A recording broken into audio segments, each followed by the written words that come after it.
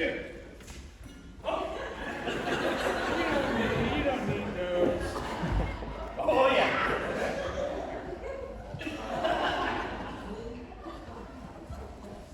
Thanks, Skip. Our next speaker, Kevin Burnett.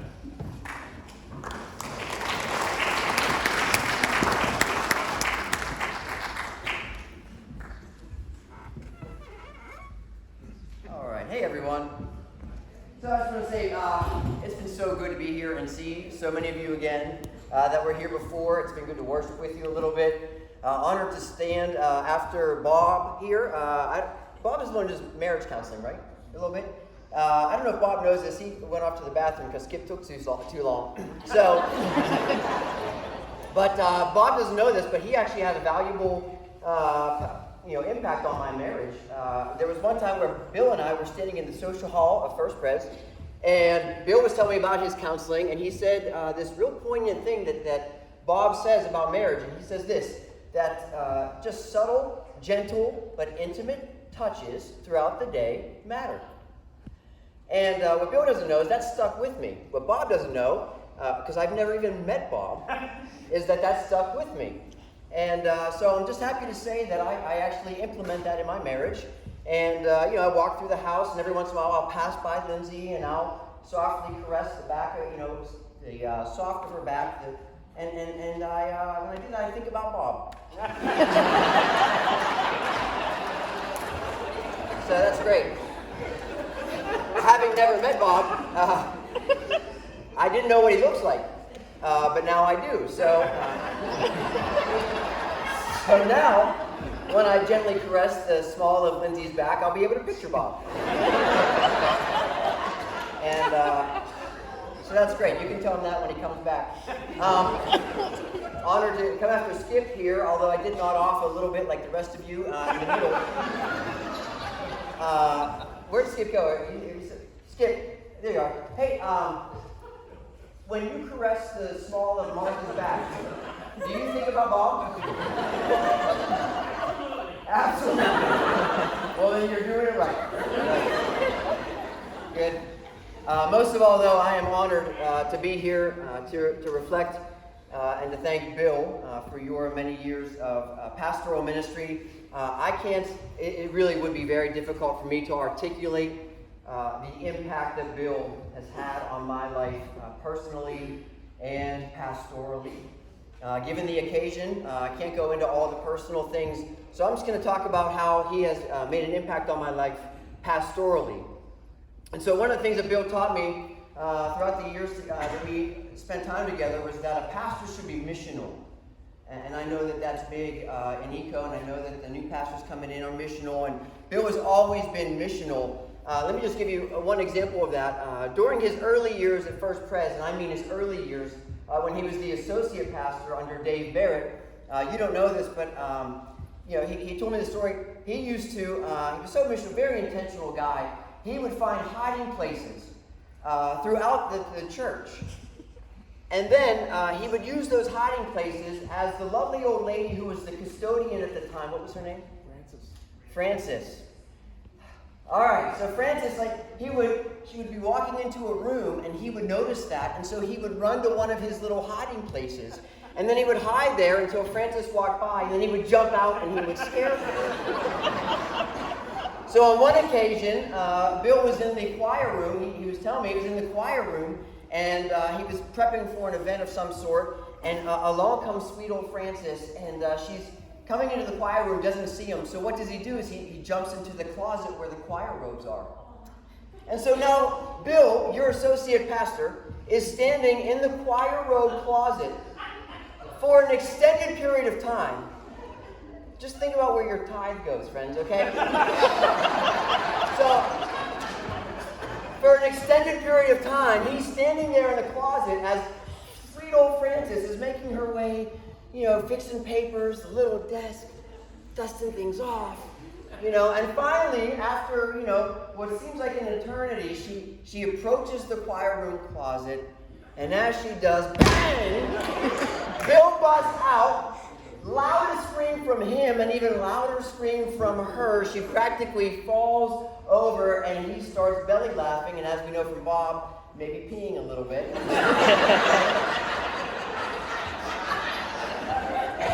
So,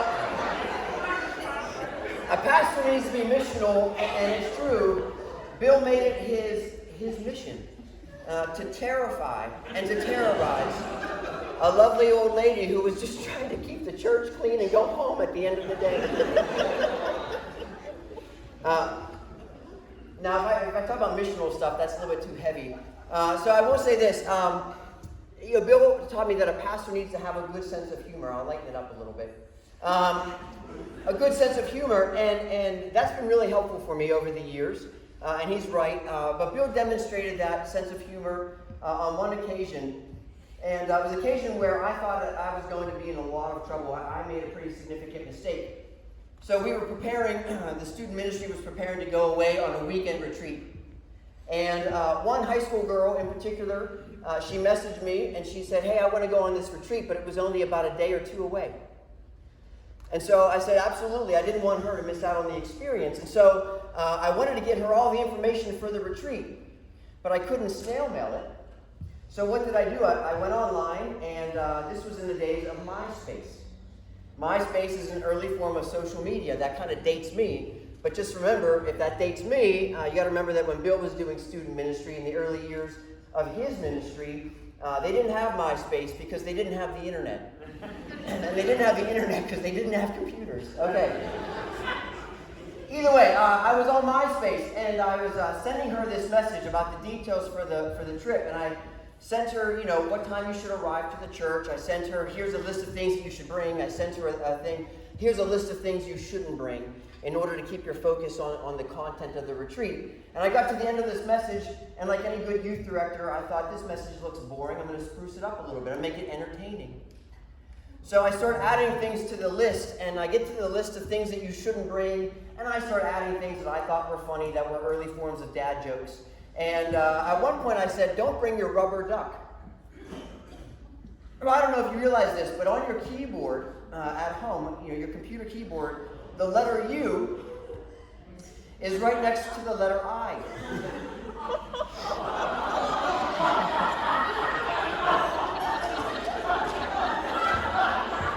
Okay.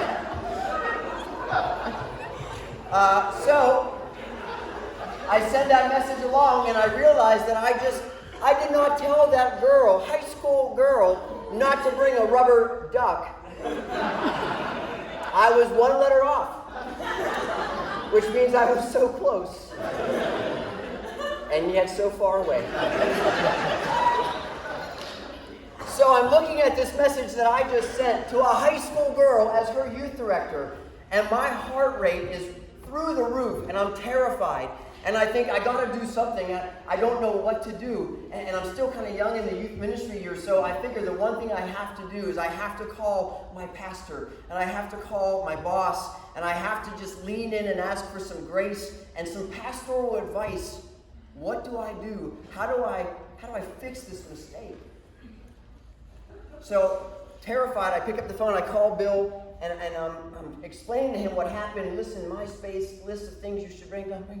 And I told her not to bring a rubber duck, but you know how they use next to the eye, and I'm like shaking, and I'm so terrified, and I pause, and he puts it together, and Bill just absolutely erupts with the loudest belly laugh that I had heard from him before that and since then. And again, we know at that moment he was peeing himself. Okay? And so I remember I'm driving in my car trying to talk to Bill, and I'm like, Bill, I'm yelling, Bill, it's not funny. And Bill, he's just laughing so loud, and I'm like, Bill, it's not funny. I'm like, I'm facing jail time.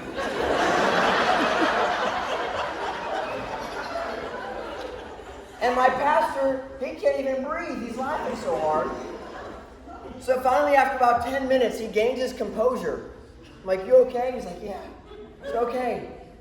Bill, what do? I just sent a high school girl a message that said that she can't bring a certain kind of toy to this retreat. And just after a pause, 1 second, he said, well, Kevin, technically speaking, she shouldn't bring that to the retreat. And then he erupts into another belly laughter for like another 10 minutes. So, here's what I learned that day. A pastor has to have a good sense of humor. And even when your youth director sends out explicit messages to a high school girl, you got to find the humor in it, I guess. Let me close with this. I just want to say that when I first heard that Bill was coming to be a pastor at First Pres, we'd been through an interim pastor, and we were kind of waiting to see what was going to happen.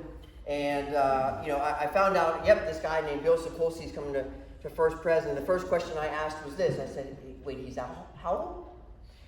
How old is he? He's that old?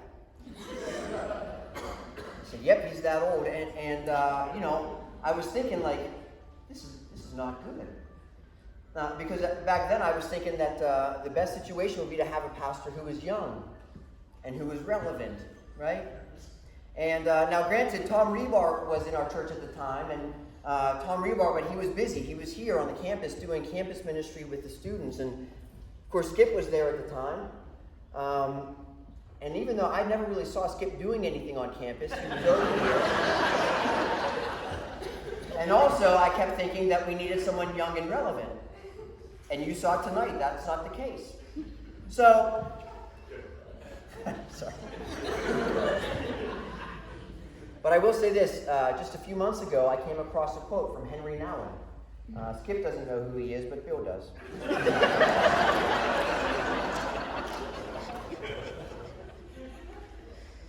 Here's what the quote said from Henry Nouwen.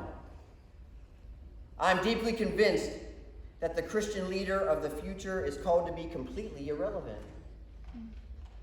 So what I thought was an old man coming from Podunk, West Newton, Henry Nouwen said that you're the Christian leader of the future. Amazing. But here's what Henry Nouwen was talking about. He was writing at a time when young Christian leaders wanted megachurches. And they wanted the spotlight to be on them. And he saw that as a very dangerous thing. And so this is the rest of his quote. He said, I'm deeply convinced that the Christian leader of the future is called to be completely irrelevant and to stand in this world with nothing to offer but his or her own vulnerable self. That is the way Jesus came to reveal God's love. I was very foolish back then. I didn't realize what First Pres needed, but the Lord certainly did. Bill, there's no doubt that you faithfully spoke and lived the way of Jesus to the people you pastor. Thank you, Karen, we know that you provided strong, prayerful, honest support to Bill over his many years of ministry. And we know that that takes a high level and a long time of self-sacrifice. And we're grateful for you. And so, as we celebrate your many years of ministry together, on behalf of everyone that you have pastored in your churches, in your communities, on a boat, thank you for honoring Christ as you have self-sacrificially loved and led us. And let me just say this personally. If leading in the way of Jesus is a pursuit of irrelevance, then I can only hope that Lindsay and I will have a ministry as irrelevant as yours. I love you, brother. Love you too.